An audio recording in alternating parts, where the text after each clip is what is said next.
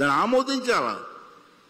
ఆమోదించకుండా మేము ఆమోదించమండి, మా పార్టీ సిద్ధాంతం అండి, రాష్ట్రం పోయినా పర్లేదు, మన గ్రామాలు పోయినా పర్లేదు, కుటుంబాలు పోయినా పర్లేదు, మా పార్టీ సిద్ధాంతం మేము అపోజిషన్ జరుగుతుంది.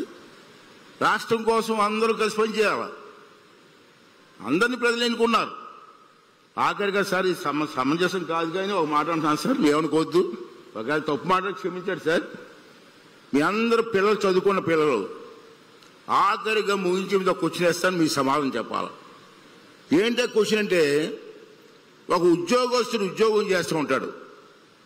ఉద్యోగం సరిగ్గా చేయకపోతే ప్రభుత్వం ఏం చేస్తుందండి?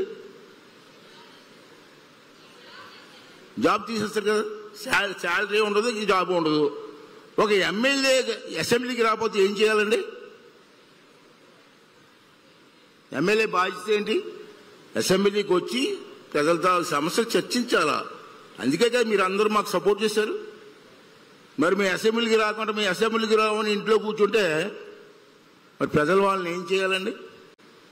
ఎలా ట్రీట్ చేయాలండి? చదువుకున్న పిల్లలు మీరు ఆలోచించి సమాధానం చెప్పండి. ఉద్యోగస్తులు ఉద్యోగం పోతే జీతం ఇస్తారా?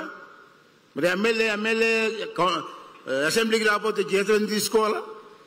ఇది నా క్వశ్చన్.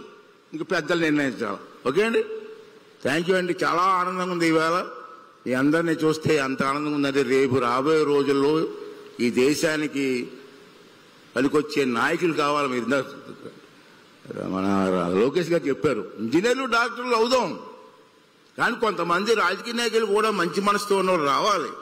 వచ్చి దేశాన్ని, రాష్ట్రాన్ని, మీ గ్రామాన్ని, మీరు పుట్టిన గ్రామాన్ని కాపాడుకోవాల్సిన బాధ్యత మీ అందరికీ ఉందని చెప్పి మరొకసారి మీ అందరికీ మనం చేస్తూ, ముఖ్యంగా మీ తల్లిదండ్రులు గౌరవించండి, తల్లిదండ్రులు పూజించండి, వారు చెప్పిన బాటలో నడవండి.